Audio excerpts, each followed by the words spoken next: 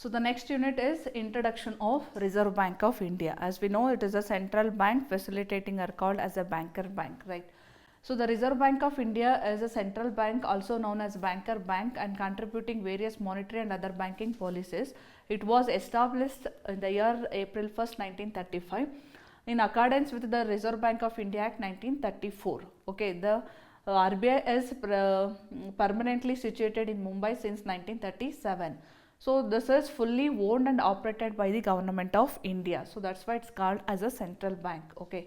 The preamble of this Reserve Bank of India is regulating the issue of the banknotes, securing the monetary stability in India, modernizing the monetary policy framework to meet economic challenges. Okay, so the central board of the directors comprise of the official directors, non-official directors. So that is including this organization structure.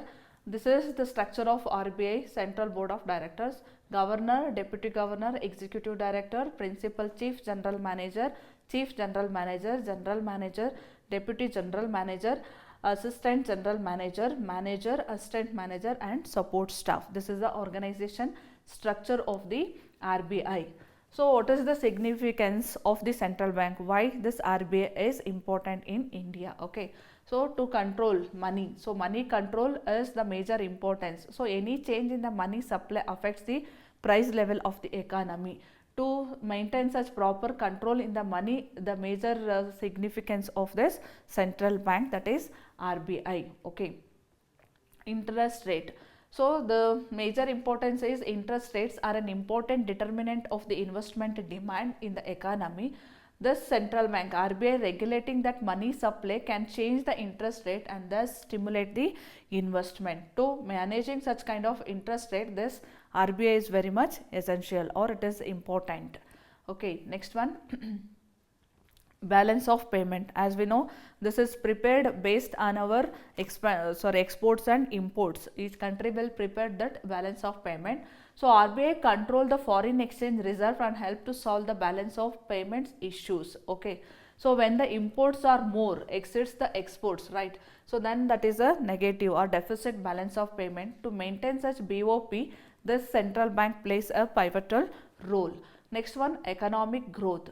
So for growth of any economy, any country, again it's facilitating the working of that commercial bank and encouraging the new banks to come up and facilitating various economic policies for rural development and extending the commercial bank and branches in the rural areas to facilitating various form of financial services for overall country growth.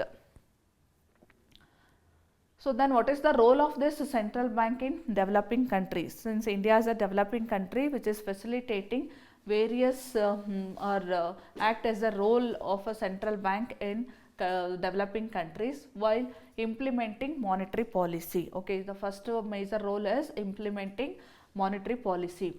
So under that, the inflation control. So central bank aim to maintain a price stability by controlling the inflation. Okay, when we have an excess circulations of the money, when we have a deficit circulation of the money, when inflation is occur, we can adjust with the help of that RBI. So they will come up with such a policy to reduce such kind of inflation.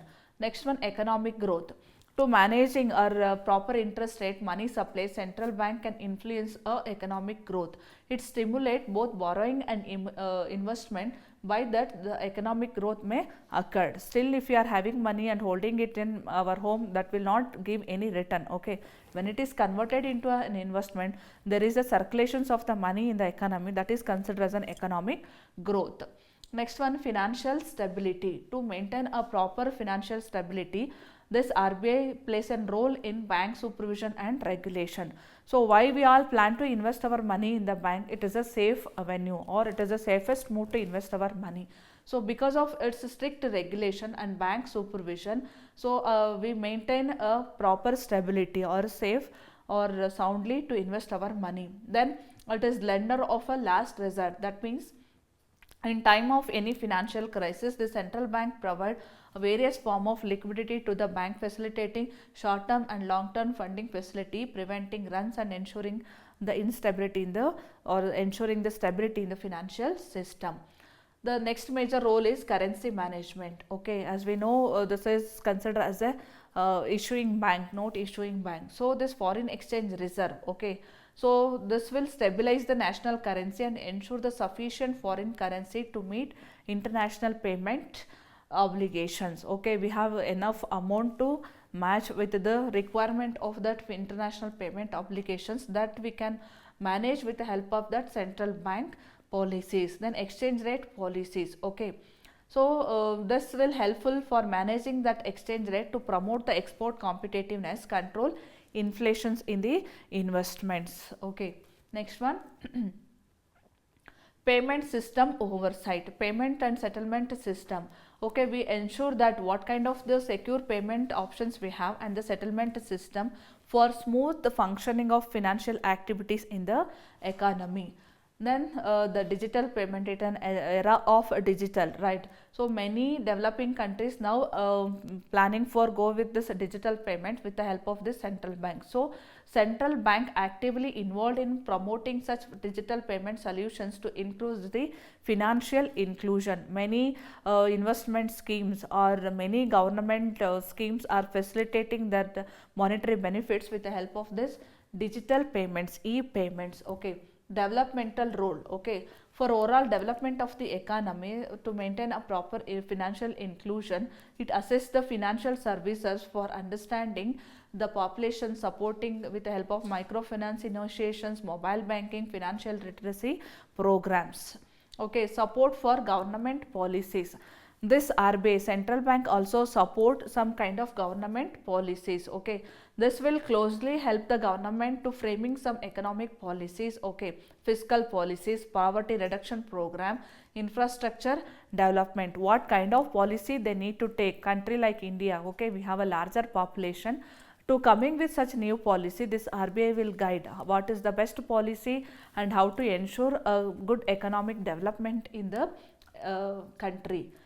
Next one, data collection and economic research. Okay, for any analysis, this data is very much essential. For economic analysis also, the central bank collect and analyze the economic data, inform policy decision and provide insight the state of the economy. So continuously it is undergoing for a collection of such a data and analyzing the economy, facilitating various n number of program as an education provider, policy maker.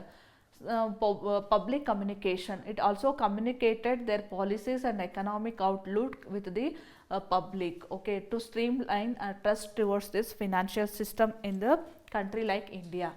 Then addressing structural challenges. Okay, the institutional central bank also developing in developing countries often play a role in strengthening the financial institution and marketing, fostering more robust financial sector. Okay, so this is most important, including of microfinance and all.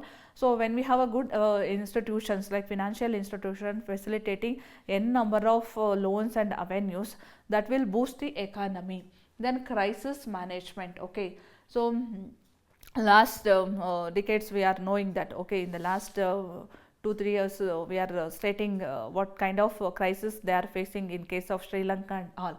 To reduce such kind of financial crisis, again this central bank role is very crucial. Okay, so to maintain proper economic and financial crisis, including the measure of mitigating the risk or the shocks such as commodity price fluctuations, capital flow volatility. So that will, in that way they have to manage the crisis. Okay, then what is the inceptions of this Reserve Bank of India? So during the British colonial, the Indian financial system was fragmented and there was no central monetary authority. By overseeing the currency and banking operations in India, the need for constructing one bank, that is central bank, that was increasingly felt to regulate the issue of a bank notes, maintain reserves and operate credit and monetary system. Okay, so in this 1920s, so what is the Hilton and Commission which is helpful to come with this Reserve Bank of India, inception of this Reserve Bank of India. In the year 1926, the Commission of India Currency and Finance recommended to creation of this Central Bank of India. Next one, 1927, a bill to give an effect on the above recommendations to commence and acting when withdrawal due to the lack of agreement. Okay, in the year 1933, The white paper and Indian constitution reforms the recommendation and creation of this Reserve Bank in the assembly, and in the year 1934 the bill was passed and received the governor general assent. Okay, and in year 1935 this RBI commenced its operation as Indian Central Bank on April 1st as a private shareholders bank with a paid up capital of rupees 5 crores. Okay, but in the year 1942 the Reserve Bank of India ceased to be a currency issuing authority. So this is considered as a currency issuing authority. This is central bank having such authority to print our all currency and timely taking the issuing currency related policies. Okay, in the 1947 this is stopped acting as a banker to the government of the Burma. Also, so in the 1948 stopped rendering central banking services to the other countries like Burma, Pakistan. Then in the year 1949 they nationalized the Reserve Bank of India under Reserve Bank Transfer Public Ownership Act 1948. The major objective of this RBI. So the primary objective of this RBI are to regulate the issue of bank notes. As we know, this is a central bank which is having an authority to issue all our currencies, all our rupees or bank notes. Okay, then to keep the reserve with a view of securing the monetary stability in India. So to maintain some kind of reserves as in form of SLR and all. Next one, to operate the currency and the credit system of the country to its advantage. So prior to the establishment of RBI, Indian financial system may inadequate, but now it is having an adequate policy, adequate financial structure because of existence of this RBI. So the remain free from political influence. Okay, so recently Shakti Das resigned and all, we know that. Okay, so it is recommended that we should hold a government nominee as a 3% and RBI nominee as a 3% to have the particular forms or what we call board. Okay, so this is a new good initiations in the RBI. So that should free from that political influence because of such a policy framing authority that should be free from political influence. Is still political influence are there, but is that left to the particular operations management system. Okay, so next one fundamental objectives. Okay, so the major fundamental objectives are note issuing authority, and it is also considered as a bankers bank. It is acting as a bankers bank, facilitating policies to the bankers. Then bankers to the government, so facilitating n number of policies to the general bank on behalf of the government. This RBI role is more important. This is the major objective. Promote the growth of the economy. So RBI promote the growth economy within the framework of maintaining a proper general economic policy consistent with the maintenance of price stability. Then development of Indian economy. So this is as a backbone of our Indian financial system. To develop our economy, this RBI role and the objectives are more. Okay, framing various policy, stabilizing the economy is the major objective under this development of Indian economy. So the major functions of this RBI, as we know, it is issuing the bank notes, coins, rupees and all. Then it also acts as a monetary authority and formulating and implementing various form of monetary policies, and it is also regulating. It is a supervising body. We will consider or called as a supervising body. Okay, so under this financial system, bank, NBFCs, everything are regulated by this RBI. Okay. Then regulation and supervision of payment and settlement system. So what kind of payment, how much reserve they have to maintain, what type of settlement systems are there, what is the maturity date, everything, plans, policies, premium, interest are usually regulated and supervised by RBI. Then act as a manager of a foreign exchange, as I mentioned earlier, to facilitating foreign e-payment system like facilitating currency or receiving, paying. Okay, it act as a manager of such important export related activities in terms of finance. Okay, then maintaining and managing the country's foreign exchange reserves. Okay, how much reserves they have to have. So maintaining like SLR, CRR, CRR, that is the major functions of this Reserve Bank of India. It also it act also as a bankers to a bank. Okay, it will give some various streamline to the bankers, what kind of activities they have to run, what kind of policies they have to frame, what kind of withdrawal policies, everything they are giving guidelines to the bankers to follow and maintain, and acting as the debt manager of the government. So they are having some kind of instruments, they are issuing such like treasury bills and all, facilitating fund to the government also. So it is a debt manager of the governments. Then developments functions to support national objective. So this is the major function to support our national objective, various form of development functions, introducing of various intermediate financial system or international financial system, support the meeting national objectives. Okay, how this RBI is considered or called as a credit control as a major weapon of monetary policy. Okay, so credit control is a significant tool of a monetary policy used by the central bank like RBI to regulate the amount of credit in the economy. So as we know, last in the budget we state that we are having that kind of financial loan from the other countries, so and so. Okay, so to maintain such kind of things, the RBI will give some guidelines. So by managing such credit, the central bank aim to influence the economic activity and control inflations in the country, stabilize the financial system. To implement all such things, it is having an open market operation. So to buy and sell government securities in the open market, influence the level of reserves in the banking system. Buying the securities under this open market operations, we can buy and sell the securities and the bank reserves and enabling various facilitations.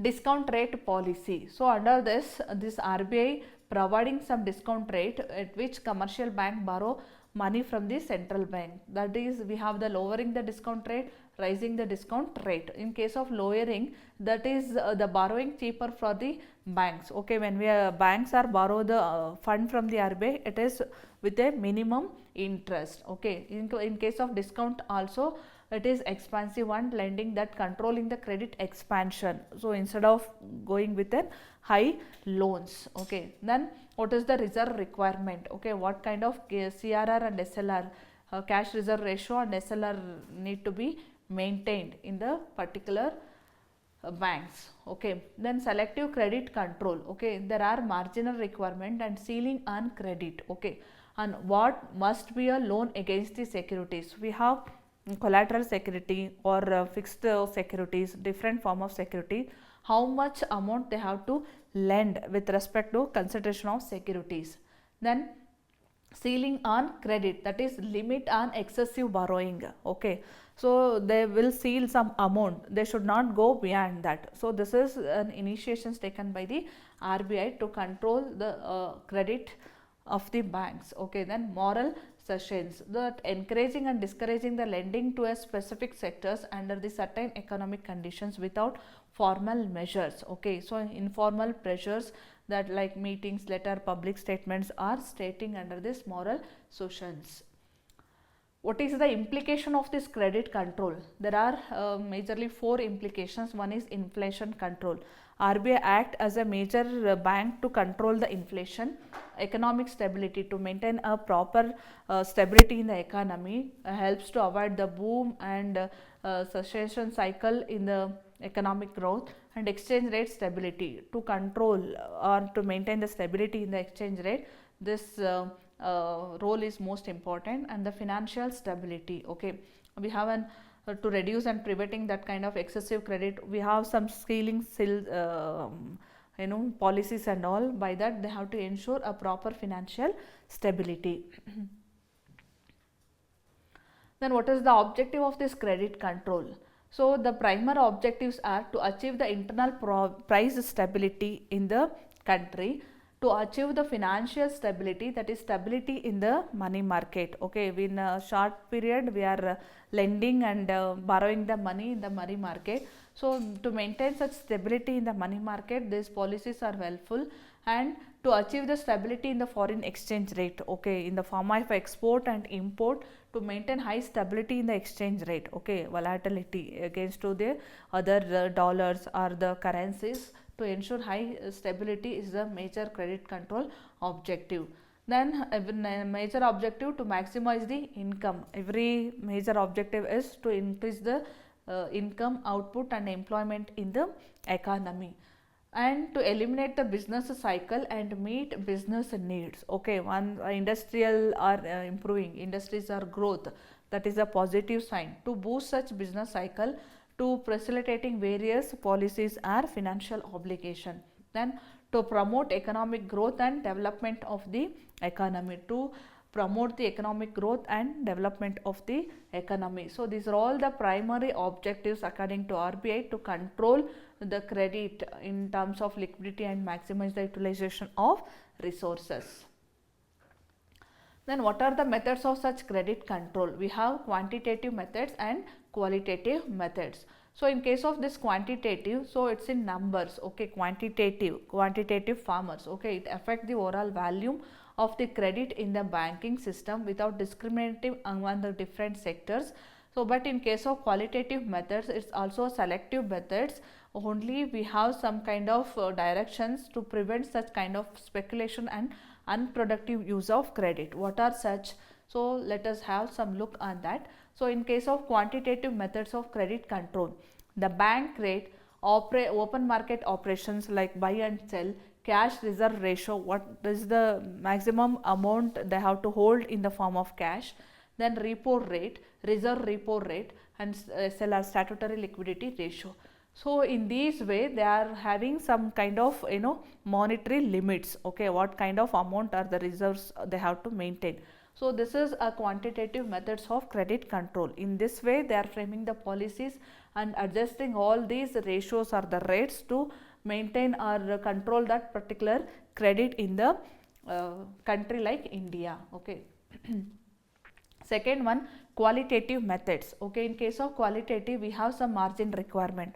Out of that, we, banking or commercial banks or any banks are unable to draw or pay. Regulation of consumer credit, so timely they are regulating what kind of credit facility we have to pay for customers. Then credit rationing, okay. So we have to evaluate the credit worthiness of the customers to provide a credit or loan. Control through directives, they are having some kind of rules and regulations, by that they are controlling all the directives. Then moral sessions, okay, are these are all some qualitative methods to control the credit in the banks. Then what is the limitations of this bank rate policy which are issued by the central bank? Okay, so the existence of an organized and developed money market. Okay, we have a good monetary system, but still there is a many sectors, unorganized sectors, many people or general investors still preferring on unorganized. They are not coming with an organized form of financial system to borrow and spend their money in the form of investment. Then existence of well developed bill market, okay. The another major limitation is existence of well developed bill market. For any shortaging of bill instruments or to taking the discounts on such bills, so still we are not coming with such proper organized form of bill payment structures in country like India. Then bank need for rediscounting, okay. Once it is discounting, they should provide some rediscounting options for the investors when they are needed. Instead of buying from another, they should rediscounting it and collecting the money or the finance. Then the other limitation is practice for free exchange rate system. That is one of the major limitations. Successful operations should must free from that exchange rate system, but a country like India, we have free, there is no existence of free exchange rate system. We have to pay certain fees or certain monetary values in terms of exchanging the amount or the rate policies. Then business expectations, okay. The psychological reactions which change the bank rate also. So this business expectations like effectiveness of the bank rate policy. So in that boom period, so as we know, in the boom period, say for example like August, September is a boom period. Many business persons targeting more. So in such a circumstances, sales are more. Instead of waiting to get a finance from the proper channel, they are collecting their money for a business purposes from the unorganized. Because of boom period, they have to sell maximum. They have to involve in the business operations maximally. So that guilt or that may yield or that may create some interest rate issues also. Then interest rate inelasticity of a bank deposits. Okay, so there is an inelasticity with the interest. When the higher interest, we have to purchase lower, but sometimes, as I mentioned earlier, in case of business expectations, when the boom period, businessman usually optimistic and the demand for a financial intermediaries or financial avenues are more. In such a circumstances, even though they are high interest, they are purchasing or they are in purchasing or collecting the money or getting the finance with a high interest. But generally, in case of elasticity, when the higher interest, the loan amount what we are borrowing is less. But in case of inelasticity was occurred relating with the bank deposit, even higher the interest, we are purchasing more. That is one of the major limitations.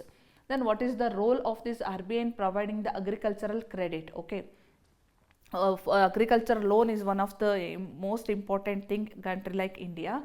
So priority sector lending. So RBI mandates certain percentage of bank lending directed towards a primary sector, priority sector, that is an agriculture. We have n number of financial services or the loan. Any bank only an agriculture bank should not concentrating or providing the loan. Any bank must have some kind of policies or the scheme for facilitating lending options to the agricultural farmers. Next one, direct lending. So under this, they should have some options, direct lending options to the direct agricultural activities like crop production and animal husbandry. Indirect lending, so it provide a credit for allied activity like cold storage, processing units, agricultural infrastructure, managing inventory, etc. Then, as I mentioned, Kisan Credit Card Scheme. So RBI introduced this scheme to provide farmers with a timely adequate credit, but it was somewhere it is found high interest. If it is reduced such things, that was benefited for the agriculture in a agricultural farmers in a larger extent. So under this, they have to flexible the credit mainly based on the acres of land what they are having, what is the crop they are growing there. Based on that, they are providing the loan. So that limit must be an more, okay, with a low interest rate, and simplifying the process. Okay, since many agriculturists are illiterate one, they are knowing the proper procedures to submit and receiving the loan benefits, so they have to simplify the process to get this avenue or the investments option, sorry, loan option. Then interest subvention scheme. So under this, for agricultural, RBI collaborating with the government and implementing the interest subvention scheme to provide to make credit for more affordable prices for the farmers. Then subsidized interest rate. So there are still there are various form of subsidy schemes are there for the farmers. So still they have to introduce another more subsidized form of loans to the farmers to with a cheaper borrowing interest rates. Timely repayment incentives. As we know, this is one of the major hinder factors for the farmers.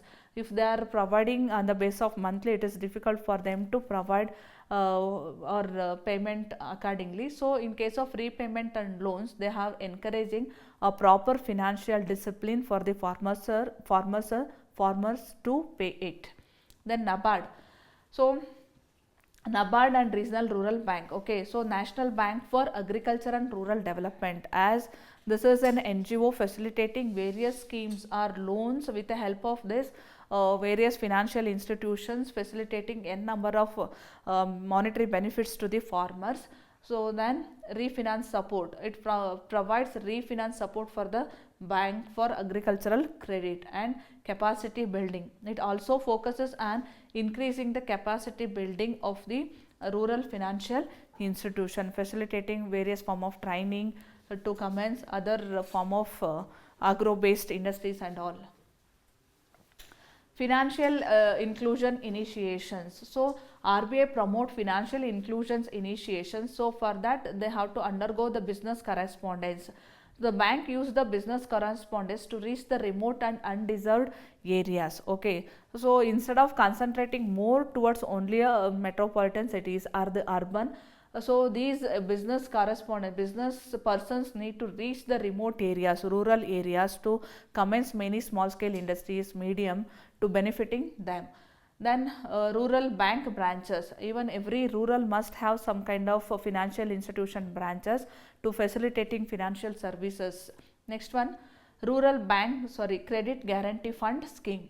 So under this, as the credit guarantee, so for mitigating of the risk, this credit guarantee fund like micro units development refinance agency like Mudra, okay, to encourage them to extend more credit to commence their new form of entrepreneurial activity or getting such kind of loan, commencing new operations. Okay, next one, agricultural debt waiver and debt relief scheme.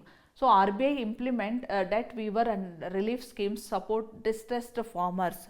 So there may be a chances while taking the loan, as a farmers are optimistic and starting some yielding crops and all, but due to rain reasons or unproductive reasons, they are unable to pay the fund. So for that, they should have some debt relief fund, so that they can their distress the farmers who are not enough fund to repay it.